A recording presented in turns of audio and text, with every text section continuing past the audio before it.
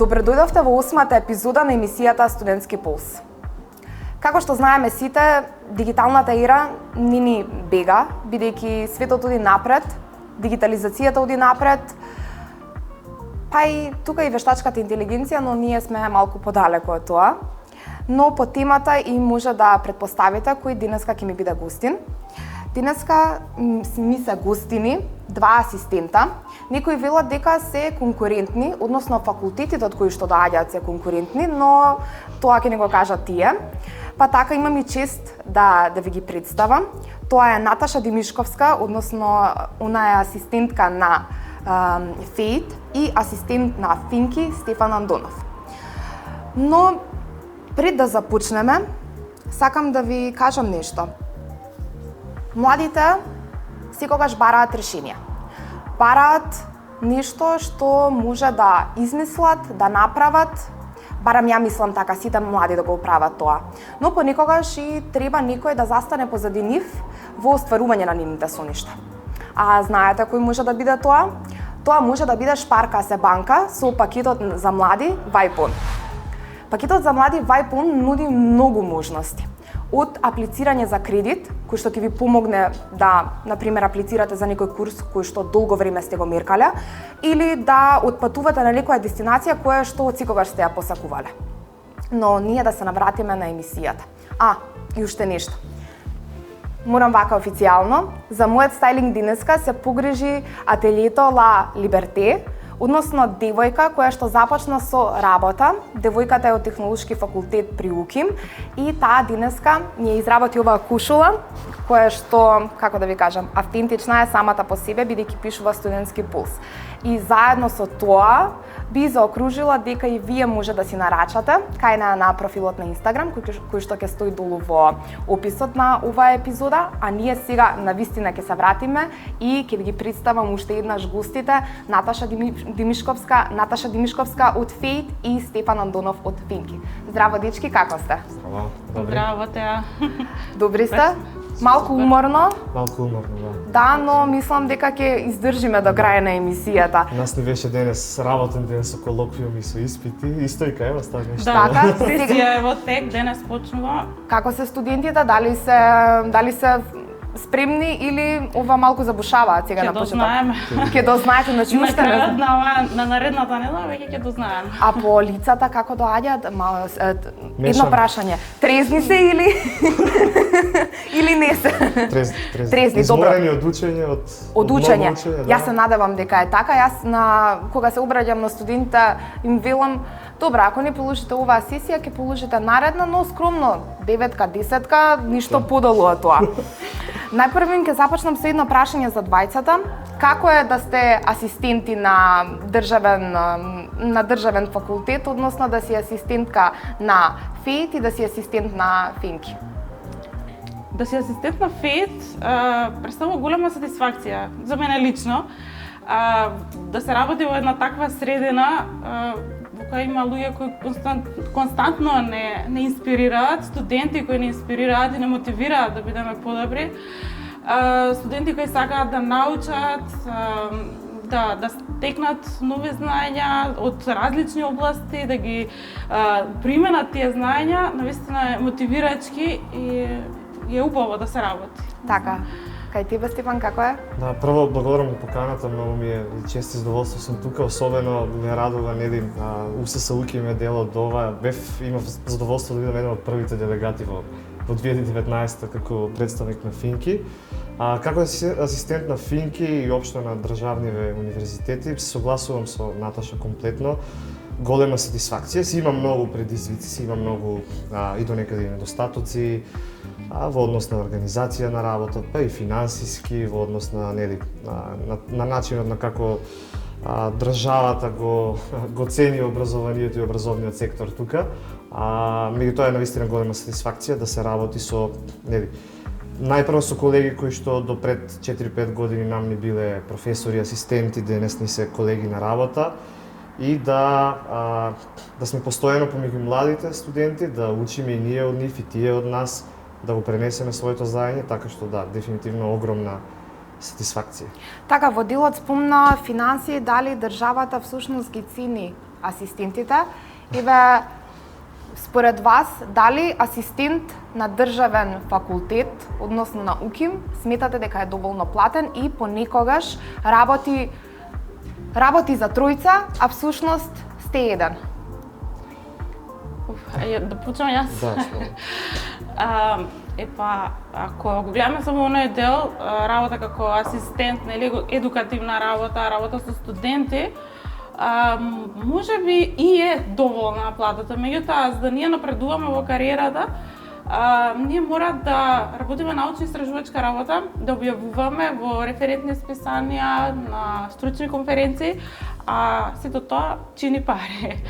И сега тој момент на финансирање за научно-истражувачка работа, тој момент недостасува како поддршка од државата. И ако го земеме и тоа предвид, тогаш може да се каже дека платата не е доволна. Верувам дека кај Стефан исто. Да, целосно согласувам. Мислам да, ако ја земе наставната дејност, може да, како што каже и Наташа, може би до некаде окей. Државата ни одвојува многу малку за наука, зборуваме и ни одвојува малку и во однос на нашиот процент на работно време, ако земеме на 40 неделна работа, 40 часовна неделна работа, огромен е процентот што го трошиме на настава. Тоа на странските универзитети не е така, каде што еден млад истражувач, магистрант, докторант има многу поголем процент од работното време на ресерч, на истражување и апсолутно финансискиот дел за истражување е пренизок. Мислам, сега да не кажувам суми, ама делот кој што годишно секој од нас, не знам дали исто на феите, и како на финки, може да го потроши за да објави списание, труд во некое списание, не ја покрива целата котизација. Значи не е подоволно за да покрие еден труд. Така и на никој начин и доаѓате до момент кога не можете да, мислам, вие сакате да напредувате, но понекогаш е многу тешко и нели се бориш со ветерници на крај на ден, тука треба некој да вложи.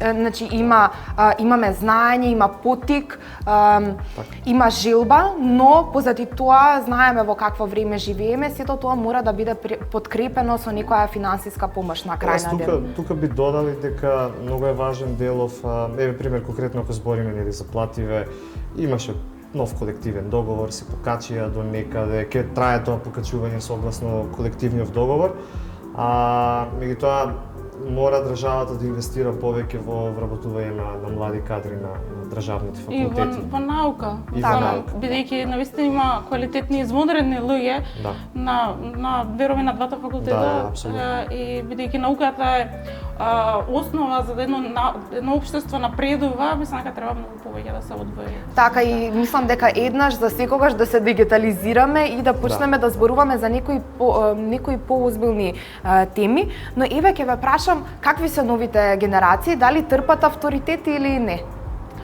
Па има и такви.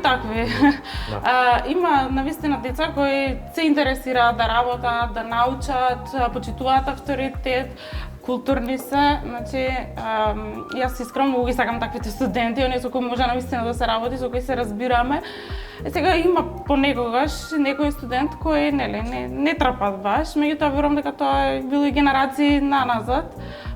Не можеме генерално да зборуваме бидејќи навистина не би било фер кон оние кои се трудат да постигнат нешто. Инаку ќе искористам овој момент да кажам она што мене најмногу ми пречи кај новите генерации е кодексот на облекување. Значи мислам дека не е воопшто пристојно да се доаѓа на час, на испит несоодветно облечени. Така, значи има и такви случаи. Има. Еве јас сум од поновите генерации. Па што знам, ние го почитувавме таквиот кодекс на облекување, но се тоа менува, мислам дека, и тоа во зависност и до личноста, нели не можеме да генерализираме, но мислам дека младите понекогаш и претеруваат, бидејќи нели денеска феминизмот, мислам дека го достигнува некое највисоко ниво, но од тука страна го имаме и сексизмот и потоа нели кои права ги имаме, кои права ги немаме, и сето тоа се испреплетува и доаѓаме до некои вакви проблеми кои што мислам дека потекнуваат и од да не речам дома, но може би позади сето тоа има и некоја позадина зашто е тоа така. Да, меѓутоа треба да се почитува, тоа е нели академска заедница. Така, во право си, и тоа не само полагање на испити, имаме и примери во многу институции каде што не се облекуваат соодветно, тоа можеме да го забележиме. Но еве, Стефан, имаш нешто да додадеш? Да, јас тука би рекол, мислам сега не сум премногу нели години на работа во која што работам, ама дефинитивно јас би рекол дека секоја година имаме некој опаѓање во зголемување на бунтовноста, опаѓање на и култура и така. Мене мислам чисто моje мислење, моја анализа е дека многу имаше влијание ковид пандемијава и тоа што моменталниве генерации на бруцоши па неколку години, две години нели назад ги помина тие години од еден вид од најважниот делот од образованието, ги помина дома на лаптоп, без да не кажам дисциплина, ама без авторитет во школските клупи. Така, и не сега тоа предизвика многу големо влошување за некои на однесувањето на младите и на студентите. И многу најголемата според мене последица од тоа е наклонетоста на новиве студенти да мамат, да препишуваат.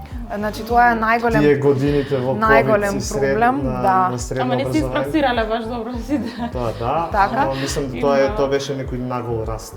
Тоа кога заврши мислам пандемијата, кога сите се вратија во амфитеатрите, тогаш го забележавте тоа дека онај тренд со препишување што беше во корона продолжи и кога се вратија после корона. Јас го забележав особено додека онлайн, додека полагавме, тогаш беше највисок. Да. Тогаш беше највисок, сега дефинитивно опадна, пошто имаме многу ригорозни критериуми за време на испитиве. Ама кога беше онлайн полагањето беше драстично. Значи тоа беше драстично, да, јас можам да го кажам тоа и да го потврдам, не одлично искуство, јас се оградувам. Но еве едно така интересно прашање, пред да ја започнеме емисијата, односно кои гости ќе ми бидат и така зборува и како да ги комбинираме, кои гости да ми додат и еден мој колега, пријател ми рече, вика, спој ги бе Фејт и Финки. Ја викам, добро, што е сега фурата со Фејт и Финки, и тој ми вели, тие се конкуренција цело време. Дали е тоа точно или само се муабети, онаа малски муабети? Или не се? Ево твој права. Јас не би рекла дека имаме некои заострени мечеви едни кон други. Мислам, соработуваме, има долгогодишна соработка. На крај крајава и нели основачите на Финки се професори од Фејт и сигурно нема да раскрстат тука врските. Не би рекла дека е некоја конкуренција, бидејќи работиме во слични области. Така. Има дел од Фејт кој што работи на теми кои се исто се обработуваат и на Финки. Би било погрешно ако бидеме конкуренција, напротив, треба тоа нели да го поддржуваме, да соработуваме заедно, да го подобриме квалитетот на образованието заедно и рейтингот на УКИМ да се крене како најдобар универзитет нели во државата, бидејќи двата факултета сме на исти универзитет. Така, да. Стефан, ти го делиш истото мислење? Да, дефинитивно мислам, сигурно имаме некоја конкурентност во однос на нели и ангажманот на студенти, мислам, како се вика, запишувањето на студенти. Сепак станува збор за сродни факултети до некаде, како што кажа и Наташа, Финки е произлезен делумно од Фејт, делумно од ПМФ со појување на двата IT-related институти во тоа време, во 2011. Ама јас мислам дека таа конкуренција е здрава. Некоја форма на конкуренција е здрава, бидејќи не прави и нас и Фејт не прави повеќе да се ангажираме околу квалитетот на наставата, да се заангажираме да се подобри и да оди цело време подобро со цел да бидат задоволни студентите. Има активни проекти кои што двата факултета работат? Заедно? Да, заедно. Не знам, сега не ми текнува искрено, меѓутоа верувам дека имало во минатата. Така, значи соработуваме активно, мислам наши вработени од Фејт активно соработуваат и на научни публикации, на индустријски проекти. Така што тоа што ми рекол... Мене првото работно искуство ми беше во фирма основана од професорот Финки, професорот Фејт. Значи немало конкуренција, значи ова биле некои дезинформација, можам да кажам и лажни вести, но еве зборуваме за проектите. Фејт и Финки, мислам дека цело време се вклучени во некои проекти. Еве, Наташа, дали ќе можеш да ни откриеш кои се сега некои активни проекти кои што се случуваат, односно самиот факултет е вклучен и кои за тебе така ти би ги издвоила? Па, како што кажа, нели, на ФЕД постојано нешто се работи. Значи никогаш не се застанува во сите области, бидејќи на ФЕД имаме, нели, и електротехника дел и дел за информатиски технологии со 7 различни студиски програми, значи дека постојано нешто се работи. Дури имаме и интердисциплинарно, значи мешање на областите на работа. Има активни проекти, сигурно, нели? Сега нема да ги набројувам сите, да не изоставам некој, бидејќи не е дека некој повеќе важен од некој друг. Во голем дел од нив се вклучени студенти, ние ги цениме студентите, ги сакаме, важно ни е нивното мислење, нивниот потенцијал. Еве, сега што ми паѓа на памет е еден проект на професорот Христијан Ѓуревски, во кој беа вклучени студенти од ФЕД, од кој произлезе еден убав производ кој беше препознан во странство. Тоа се паметни учила.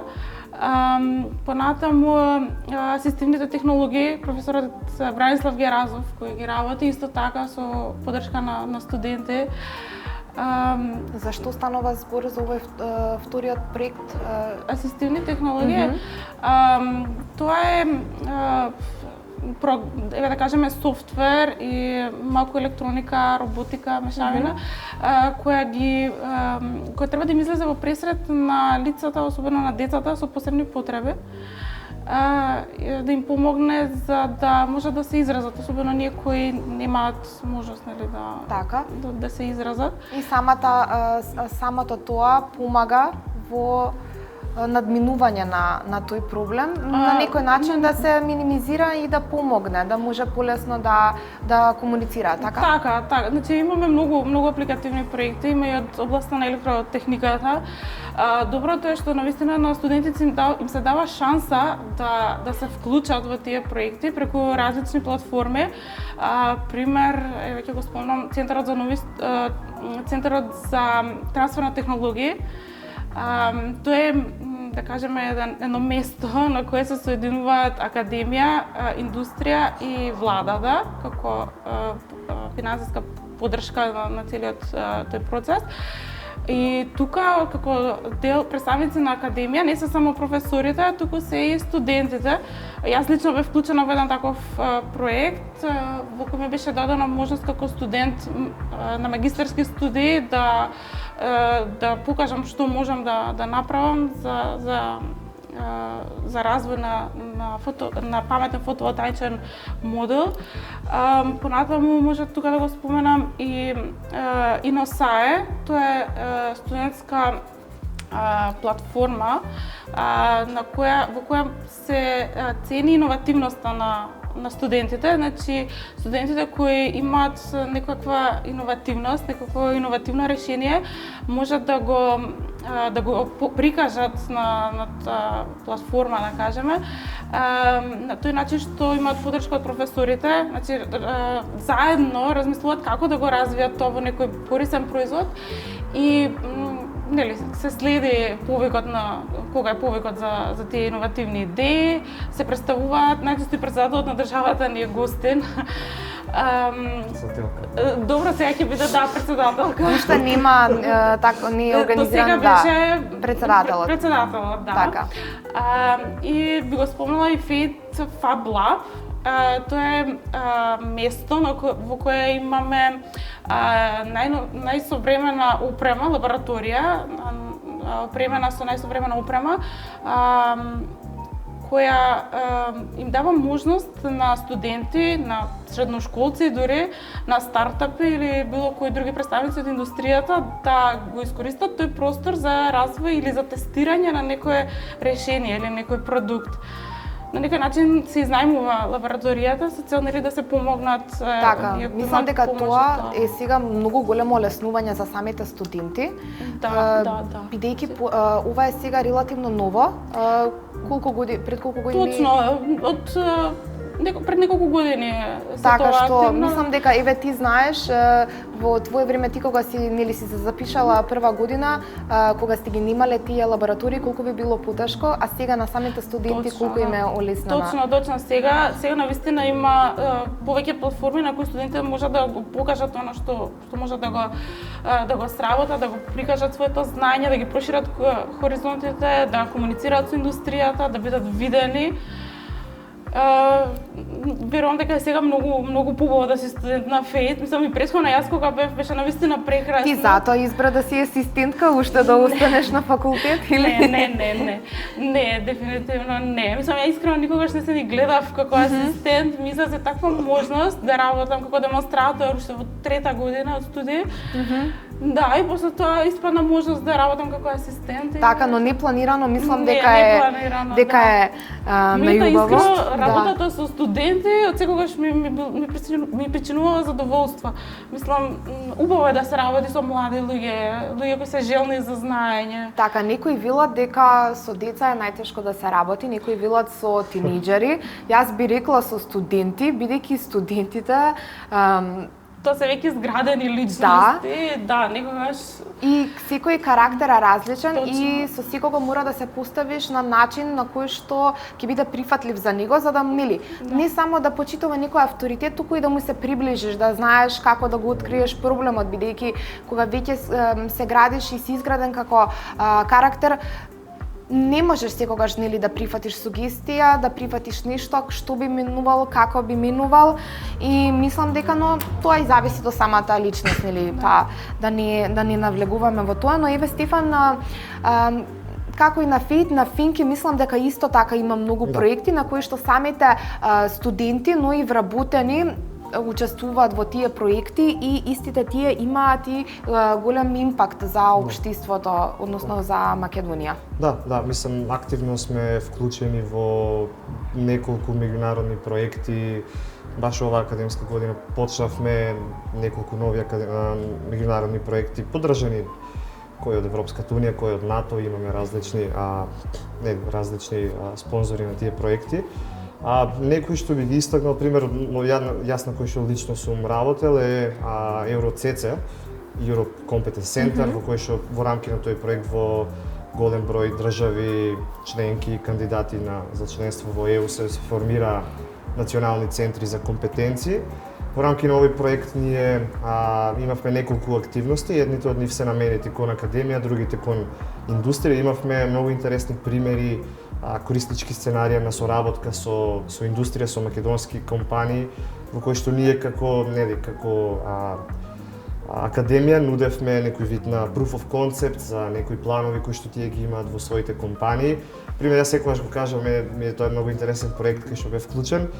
Не смеам сега да спомнувам име на компанија, меѓутоа ние ги користевме моделиве на GPT уште пред да биде чат GPT, правевме некои прилагодувања на тие модели со цел да одговараат и да одговараат на прашања кои што се од интерес на компанијата и од потребите на компанијата. Тука би спомнал и некои други проекти, како пример го имавме SP for Life, спонзориран од НАТО, во кој што научници од нашиот факултет заедно со други држави изработија носливи уреди кои што на војниците, на НАТО трупите би детектирале некакви промени во ритмот на срцето. Едноставно би биле некој вид на алерт доколку нешто се случи за време на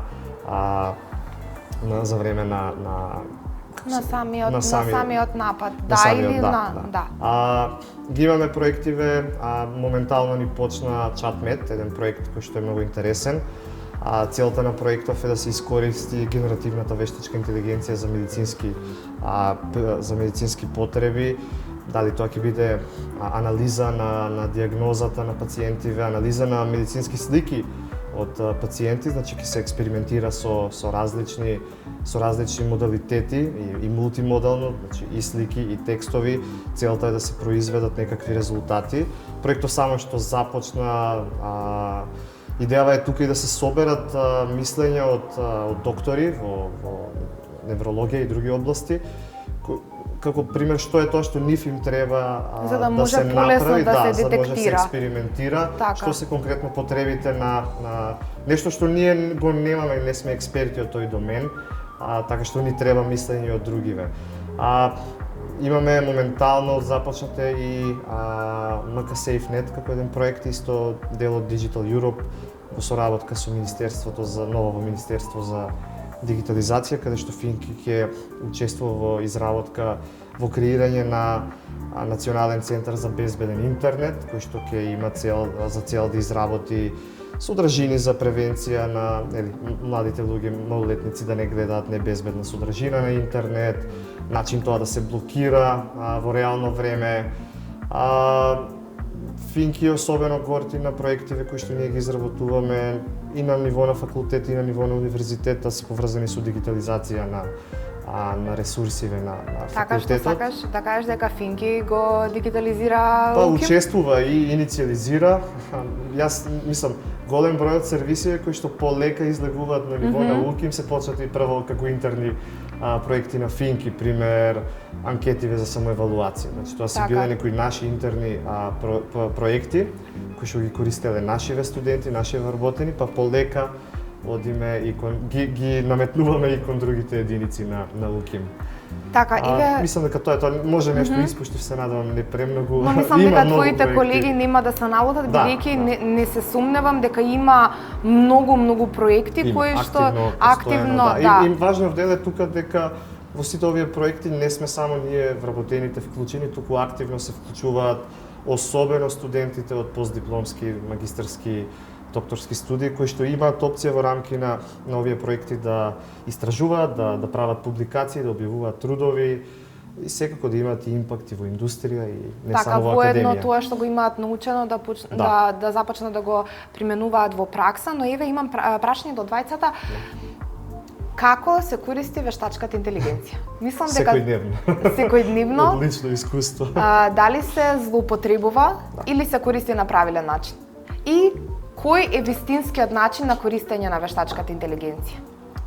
Па, ние на ФЕД не се трудиме да ги спречиме студентите да ја користат, бидејќи реално тоа е неизбежно, нели? Потребата на вештачката интелигенција веќе е неизбежна секаде околу нас е. Меѓутоа, се трудиме да ги насочиме да правилно ја користат, значи да не ја злоупотребуваат, например да не биде дека еден труд е напишан целосно од вештачка интелигенција, нели? Меѓутоа, може да го користат за да добијат некој концепт, да им помогне да состават некој можеби дел или да парафразираат нешто, меѓутоа не да се злоупотребува во голема мера, бидејќи и не ни треба до толку да се подпираме на вештачката интелигенција по однос на пишување, нели, на некои трудови, кај студенти тоа често се забележува, бидејќи треба да се внимава да не дојде до проблем со плагиат, нели, да најдат да испадне дека направиле плагиат некој. Затоа ги охрабруваме да ја користат, меѓутоа правилно да ја користат, да не ја користат за погрешни цели. Стефан, на Финки како е? Се користи апсолутно, не само студентите и ние, секојдневно си ја користиме. Јас се шалам дека тоа ми се најдобро месечно дадени пари што купувам премиум на GPT. Апсолутно е многу олеснителен фактор. Јас би рекол дека вештачката интелигенција треба не само и ние и студентите да ја гледаме од перспектива да ни се подобри продуктивност. И од која ги користам овие сервиси ми е максимално многу повеќе подобрена продуктивноста. Се користи и на неокей начин, а тоа е мамење на испити, припишување задачи. Меѓутоа важно е и на Финки и на ФЕД студентите да сватат дека нашиот факултет се инженерски, студентите мора да стекнат инженерски вештини. Освен што за некои проблеми ChatGPT нема да одговори точно, апсолутно. Така. Не сме до таму, Јас се немаме уште согласувам, општа вештачка интелигенција.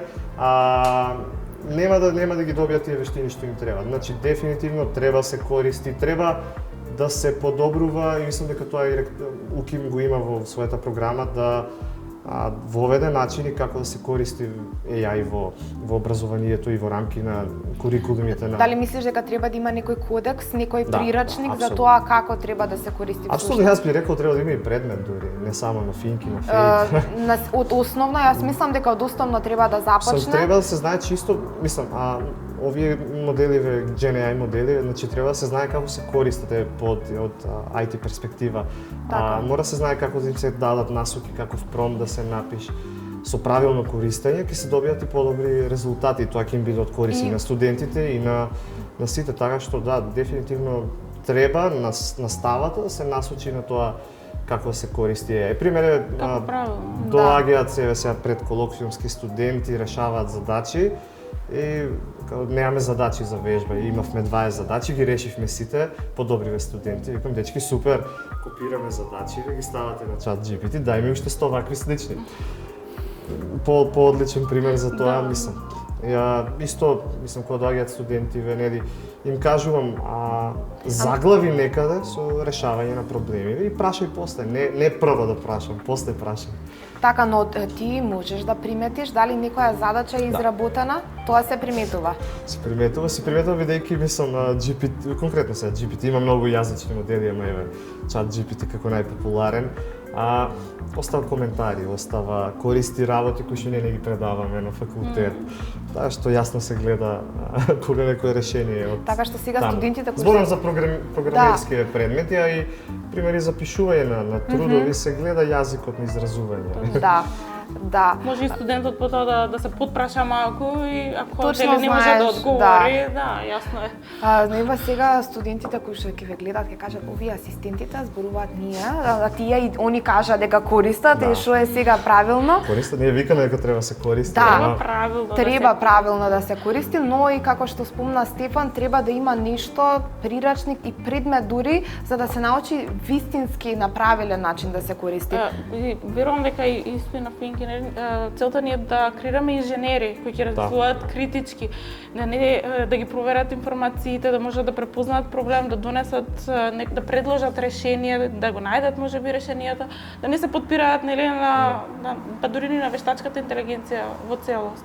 Така, тука пред нас имаме, не знам што имаме, Наташа. Мислам дека сега, видите, јас сум од сферата на општествените науки и сега мене ова емисија навистина ми беше предизвик, но јас ја замолив Наташа да донесе нешто кое што не символ, но нешто што барем малку ќе ни ја разбуди, па да кажам, магијата, односно не магијата, креативноста и љубопитноста, точно тој збор ми требаше и да ни представиш што всушност е ова тука што го гледаме.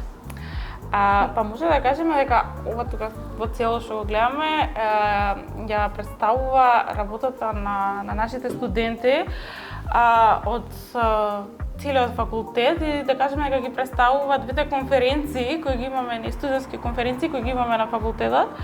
Едната е студентска конференција за енергетска ефикасност и одржлив развој, тоа ја представува ветерницата, нели, имаме обновливи извори. А другата конференција е Робомак. Робомак може да биде, да се каже, дека е еден вид на надпревар кој обединува познавања од роботика, автоматика, електроника, информатски технологии и ова тука што го гледате всушност една роботска рака. Студентите кои учествуваат на Робомак се поделени во повеќе тимови со различни задачи кои треба да ги завршат за еден временски период колку што трае конференцијата и потоа да ги презентираат своите решенија. Навистина е интересно да се гледа и да се следи тоа.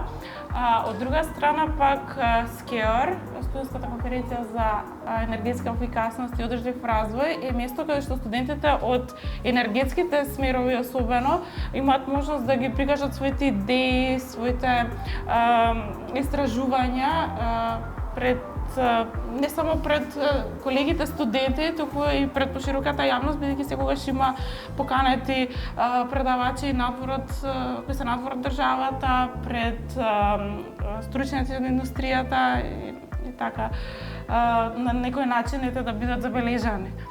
Така, ние само ќе разгледаме, мислам дека и самите студенти може да видат дека ова за мене барем изгледа комплексно, бидејќи ја пак ќе кажам доаѓам од дел од делот од општествените науки и ова за мене е фасцинантно. Знаете зошто? Бидејќи ја не знам ова како функционира. Вие сигурно знаете и како се прави и што се прави и што ова е цела наука што всушност ова би рекла дека и како прототип всушност или функционално, да. Меѓутоа сега нема тука да го. Да, нема да го активираме. Инаку ова е само еден мал дел од она што се работи на факултетот, нели, она што студентите можат да го направат. Да. Нашите студенти. Навистина, убаво би било и студентите или едните средношколци, нели, да погледнат што е тоа што се работи на Робомак, бидејќи има и Робомак јуниор, значи место каде што и средношколци можат да учествуваат. И навистина е импресивно да се види толку млади луѓе со такви идеи, со таква способност за решавање на проблеми. Исто така и на Скеар има можност за студенти, за средношколци да учествуваат. Значи, ние ги поддржуваме и оние идни студенти, нели, да се вклучат во овие конференции. Така, еве Стефан, ќе се надоврзам и со тебе. Не сумнам дека Финки е факултет на иднината, заедно со ФЕИТ, јас би рекла. Еве, јас истражував и дојдов до една апликација, мислам дека изработена од студенти на Финки, се работи за Клинбред. Мислам дека се работи тоа за е меѓународен проект, во кој што и сте оваа апликација всушност и ги како на некој начин функционираат сензорите за детекција, односно како може да се детектира дали воздухот е загаден. Ние денеска во нашето општество во Македонија е загаден. Предходниот гостин кој што има всушност апликацијата Aircare Мој воздух, Горијан, зборувавме за тоа пред да биде загадено и јас го прашав дали ќе дишеме или ќе се гушиме, тој кога ми кажа веќе почнавме да се гушиме и после таа емисија која ја отворив апликацијата секој ден, тоа беше, но каква улога има ова апликација Клинбред и Клинбред ќе кажат бред за леп мисла дека зборувам, не за чист здив и како на кој начин функционира. Тоа е еден од меѓународните проекти во кои што Финки е вклучен. Немаме конкретна апликација со исто име, ама се поврзани доста апликации со проектов. Проектов помогна да се зголеми дупло бројот на сензори за мерење на загадување на PM10, PM2,5 частичкиве во Скопје и нивно поставување и локализација низ градот Скопје. Сега тука пак доаѓаме на вештачката интелигенција. Моментално проектов се занимава со тоа. Претходно имаше некои обиди, еве тоа што како што кажа со Горијан беше така. Значи дали ќе се гушиме за брзо да предвиди кога ќе почне загадувањево и до кој степен ќе биде во кој ден загадувањево. Некои од моменталните обиди во проектов се исто и да се лоцираат и откријат загадувачите, врз основа на поставеноста на сензорите со користење на алгоритми од машинско учење, вештачка интелигенција да се постигне таа цел. Партнери на проектов се исто и платформава кај што се визуализираат сите овие информации од овие уреди сензори, EcoPulse, така што има доста аспекти од проектов кои што се важни за еден од најголемите проблеми во држава и во градов, не работиш на овој Не сум активно вклучен. Не си активен, но еве ако има информиран сум. Да, информиран си, но еве од твои некои информации, што мислиш дека е најголем загадувач, еве и ти Наташа, што мислите дека најмногу се Немате? Поставаме фабриките. Навистина е интересно како град кој има нема се уште ни милион жители, нели, да е подеднакво загаден како и милионски градови, како во Индија, нели? Така. Навистина треба да се запрашаме дали сме ние виновни или нешто друго се случува во позадина. Колективно, да. Еве Наташа, ќе се навратиме на проект всушност на кој ти имаш работено. Тоа е развој на паметен волтаичен акумулацијски модул, ФВПАМ. Мислам дека добро го кажав. Односно да ја кажеме на публиката за што всушност се работи на овој проект. Вака, овој проект беше поддржан од Фондот за инновации на Република Македонија и како што кажав претходно за InnoFate обединуваше академија, ние од факултетот за електротехника и информацијски технологии како представници на академијата, понатаму индустријата, тоа беа фирми кои беа носители на овој проект и ФИТР како представник од владата. На овој проект се работеше за развој на паметен фотоволтаичен модул кој во себе има интегрирано акумулацијски батерии, бидејќи инаку тие се посебни единици. Значи имаме фотоволтаични модули и посебно имаме батерии. Сега целта беше да тие две се поврзат, да се едно нешто. И пилот проектот е поставен на факултетот пред влезот на факултетот, успешно функционира, производот е патентиран и се применува во градежништвото, значи може и како градежен материјал да се користи на покривите. Јас бев вклучена како студент на магистарски студии и навистина ми беше дадена можност, нели, таза по дипломирањето да се ангажирам и да видам што е точно што се работи, кои се представници на индустријата, да дадам некој допринос во тоа и така. Така, Стефан, ти имаш некој проект на кој што си учествувал, а тебе ти е особено драг? Да, го напомнав проектов за европските центри за компетенции Евроцеце, каде што имавме интересни соработки со компании од Македонија, развивавме некои прототипови proof of concept од интерниве проекти на УКИМ, на Финки, сум особено горд на системов за електронско плаќање на АјНО, со кој што веќе почнува, доскоро беше во некоја пилот фаза, го користевме ние и уште медицина, фармација, 5-6 факултети од УКИМ веќе се користи од сите единици скоро за електронско плаќање на семестар, на услуги. Така, ова студентите кои не гледаат ќе кажат: "Не е точно, на овој факултет нема, ама тоа веќе..." веќе Немам информации за сите факултети, знам ние од кај почнавме, знам дека веќе се но веќе се извештаите финансиски. Но тогаш беше голем хаос кога започна запишувањето на семестар и тогаш мислам дека студентите беа многу изреволтирани и всушност и само што почна плаќањето електронски. Да. Треба време да се развие. Тоа е за се е така, мислам. Да, тоа е еден од, мислам, гледам дека веќе дигитализација се движи на доста позитивна насока, еве барем знам, сега гледам кај нас на Финки се намалени редициве, мислам уште има по некоја редица за запишување семестар. Да, ама идејата е тие комплетно да ги нема, се да биде електронски, студенти ве запишуваат семестар на АјНО, си плаќаат електронски и апсолутно со zero physical contact да биде се. И тоа ме радува, мило ми е што сум имал придонес до тој дел таму. Иве, Стефан, вие од Финки зборуваш еве за дигитализацијата на УКИМ, но мислам дека и треба да малце ќе начнеме темата. Јас скоро секоја емисија зборувам за зградата на Финки, ама мора да се избориме со вакви епизоди, со емисии, со вработени од Финки, да еве твој став. Кога дали се дигитализира УКИМ? Финки постои веќе скоро 15 години. Горе-доле? 13? 15, 14. Значи, оно уште пред толку години е дигитализиран, бидејќи уште нема зграда.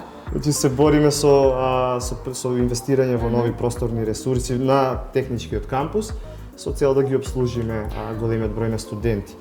Да, ние имаме дигитализирано интерно голем број да работиве. Но е потребно просторија, јас мислам потребно е факултет каде што сите студенти ќе бидат на едно, затоа што е мислам дека е неприфатливо факултет со најмногу студенти во Македонија да нема зграда. И ние претходно зборувавме и со самата министерка и таа вети дека до наредна година би се очекувало веќе Финки да може да има зграда кај што ќе се смести и дека тој проект за стариниот проект кој што е на општествен кампус, тука и самата зграда на Финки да се смести. Некои од студентите со кои што имам разговарано велат дека тоа не е најприкладно место, да, не е највистинското место. Каков е твојот став? Да, нас не е дефинитивно местото на техничкиот кампус. Така. Тоа е тука да бидете блиску да, сите, да. Дефинитивно, мислам чисто од сродноста на науките, да. Не сум многу надежен дека тоа ќе биде до наредна година, не знам. Дај Боже, ама јас не сум многу надежен од чисто причина што нели, тоа е цела процедура на тендери, на продолжување на градова. Да не шинам дезинформација, но така рече. Наредна година за 2 години, но дека тоа ќе се реши во мандатот на ова актуелна влада, ние се надеваме, сите се надеваме. Тука нема веќе политики, тука гледаме сите тоа да биде корисно, бидејќи на крај на ден сите ние сме млади, сакаме младите тука да ни останат и ние да не си заминеме, но да имаме нешто квалитетно за што да останеме. Еве, дали може, вие рековте, еве јас имав едно прашање, мислев дека ќе кажете дека не соработувате. Јас имав прашање дали ќе соработувате во иднина, но еве и двата факултети се отворени за соработка и сакаат да соработуваат. Соработувате ли со други некои странски факултети? Да, активно сите. И на ФЕИТ исто. Да, на ФЕИТ, пример, додека изработував магистерската теза, активно соработував со, добро, они беа поранешни од ФЕИТ. Па заминаа во Германија, ама се на пример на Техничкиот универзитет во Берлин. Така. Остваруваме соработки постојано и мислам на тоа како функционира научниот свет мора да има меѓународна соработка. Така. Не е само меѓународна, туку и тука помеѓу факултетите, бидејќи има многу мултидисциплинарни проблеми кои што се решаваат, нели, со заемна соработка. Значи не можеме да се оградиме да кажеме, нели, ние само тоа работиме и толку не соработуваме со никого. Да, кој што спомнав, еве имаме проекти со медицина. Има, да, и на ФЕИТ има проблем, има проекти со факултетот за медицина, земјоделски науки. Така. Имате некои, дали има така стереотипи кога ќе речете што студирате или веќе прифатено? Еве за Финки можеби не, но нели како некоја модернистичка професија би ја нарекла, но има еве некои стереотипи кога ќе кажеш на пример кај си асистент или за време на твоето студирање те гледаат така поинаку или мислиш дека тоа е прифатлива, мислам како прифатлива професија во денешно време? Па сигурно има некои стереотипи на кои сум наишла, да, мислење од страна. Најмногу можеби тоа нели електро е тешко, сигурно многу е тешко. Тоа е најголемиот стереотип дека е многу тешко. Да, не е до толку тешко, мислам навистина кој ја сака таа наука и кој работи, не е напротив, интересно е, нели, интересно е да се работи. Тоа се секако дека ќе биде тешко за некој кој можеби нема толкова љубов кон таа наука. Едноставно друго не можам да се сетам. Тоа е, мислам дека многу е тешко. Да, и за Финки е многу тешко. Да, исто мислам така, тоа се стереотипиве за студентиве.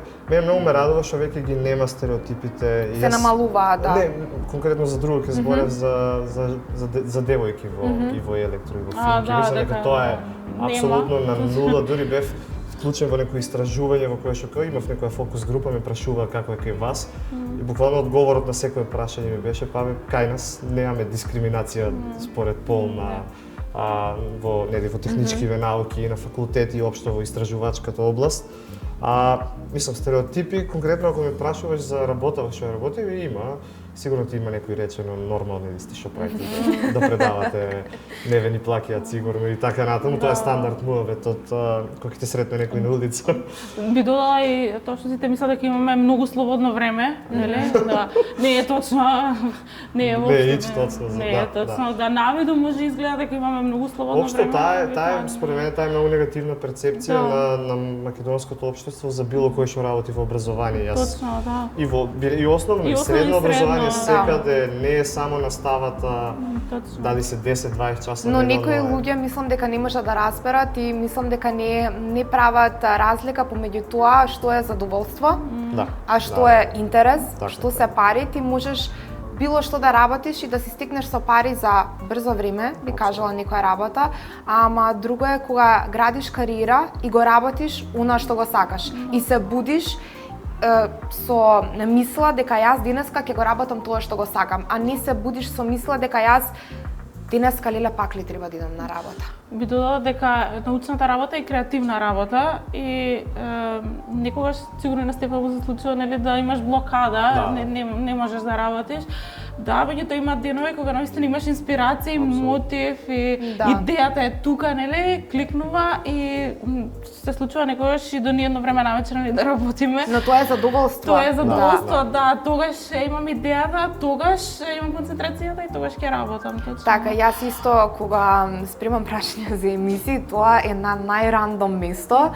Не седнувам и ги пишувам сите, туку во текот на неделата ми текнуваат.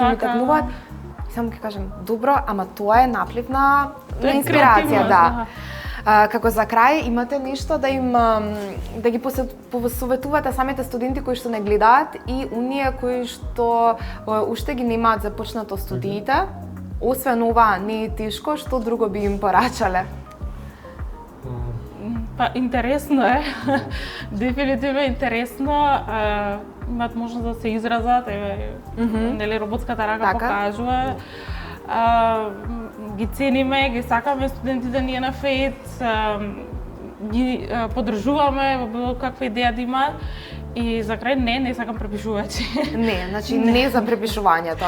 Не сакам, не.